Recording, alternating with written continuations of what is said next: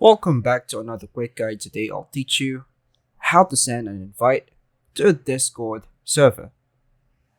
To send an invite to a Discord server using the Windows desktop or browser version, follow these steps.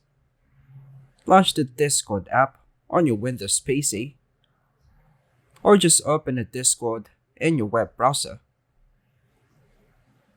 Choose to click the server from the left-hand sidebar where you want to invite others.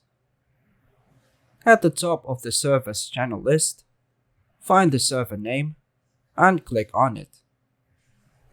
In the drop-down menu, choose Invite People. Next, generate an invite link. A pop-up will appear with an invite link. Now, how about we customize the link? Click the gear icon or edit invite link. And here, set an expiration date, for example, 24 hours or never. Limit the number of users for the invite.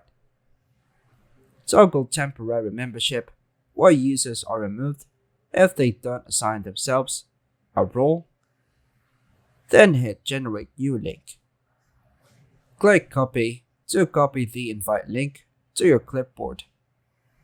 Share the link via text, email, social media, or other platforms. And that's all for now, folks. Thanks for watching.